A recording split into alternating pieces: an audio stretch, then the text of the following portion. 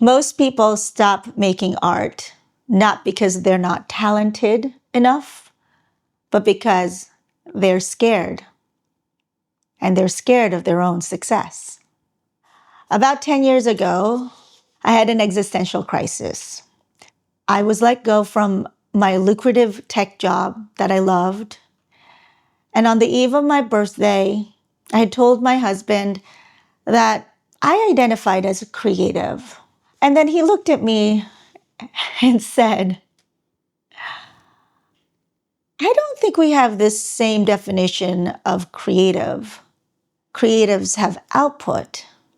What have I made? He hates that I tell this story, but it was a pivotal moment of my life. It showed me that I identified as something that I wasn't completely embodying. He was right. I would start and stop projects, and I never really had anything to show for the work that I had done. I've always been a woman of action, so I would often do things and try things out. And when you do that, you fail.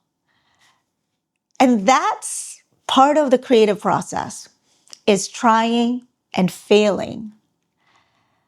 But then after a while, I got tired of that. I wanted success, glory, and recognition. And so what I did from then, when I had heard my husband tell me that he doesn't believe I was creative, was I set out to do some work on myself. And the first thing I did was sign up for classes at City College of San Francisco. And that helped me learn how to oil paint. It helped me make some student short films that I still enjoy today. And this oil painting, which is a study of a master, Van Gogh, was one of my first paintings ever completed in that City College class. This book in particular, Art and Fear. This is the book that still is the one resource I go back to all the time when I'm feeling a little bit down about my creativity. I'm going to send 5 of you this book. If you can just comment on this video and tell me a time that you felt stalled or blocked from your creative flow. Tell me what happened and what did you do or what are you doing to get out of it? And then when I send this book out to the 5 of you, I will invite you to start our book club.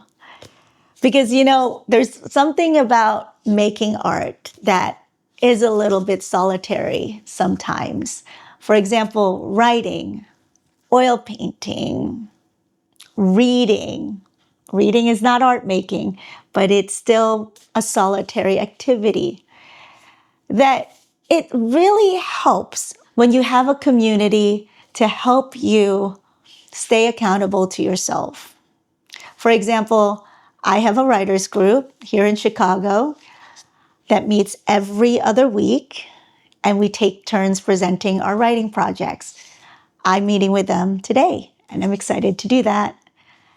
So I want you to think about that. I want you to think about what really is your fear in finishing your work.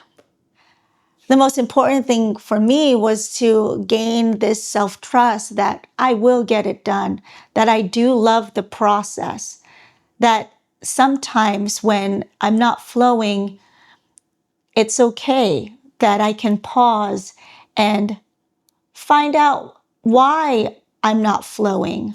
Sometimes it's just because it's not the right thing to do right now. And that's why I have multiple projects going on at once. I pick one up, work on it, then I put it down, pick another thing up, do that, put it down.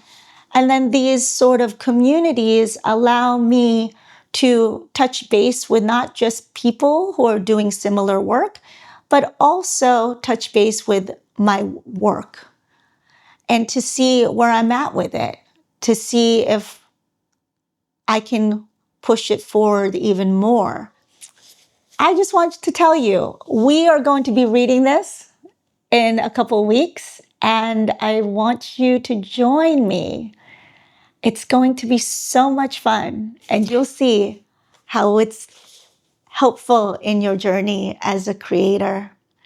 Okay, I'll be choosing the 5 comments that I like the most and sending out the paperback version of Art and Fear.